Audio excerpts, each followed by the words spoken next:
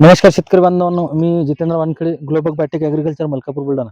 तर आज आपण आलेलो आहे कळमसरा तालुका पाचोरा, जिल्हा जळगाव इथे चौधरी साहेबाच्या शेतामध्ये. तर आज त्यांचं नाही म्हटलं तर हा 3 वर्षाचा बाग आहे. तर 2 वर्षापासून आपण यांना प्रॉपर मार्गदर्शन करत आहोत.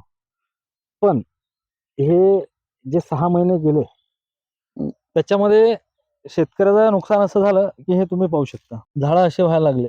म्हणजे याच्यामध्ये काय आहे की टायमावर जर गोष्टी काही केल्या तर आपला रिझल्ट खराब होत नाही. तर मला सांगा, आता तुम्ही सांगा, हं. तुमचं नाव सांगा आता. विनोद अशोक चौधरी. किती वर्ष झाले आपल्या झाडाला? 3 वर्ष. तर शेतकऱ्याला आपल्या तुम्ही काय सांगता आता? शेतकऱ्याला हेच सांगणं आहे की मार्गदर्शन शिवाय चंदन नाही. करू नका. तर ज्यावेळेस आम्ही तुम्हाला 2 वर्षापासून आम्ही तुम्हाला सर्व्हिस देत आहे, बरोबर. तर तोपर्यंत आपला रिझल्ट कसा होता? चांगला होता. त्याच्यानंतर तुम्ही आम्हाला कॉल करत नाही. बरोबर.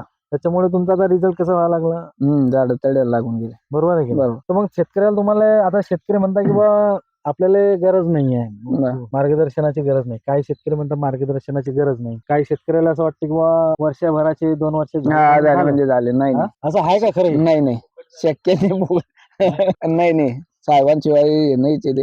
म्हणजे तुमचं काय म्हणणं आहे की बा मार्गदर्शन गरजेचं आहे का नाही? मार्गदर्शन गरजेचं आहे.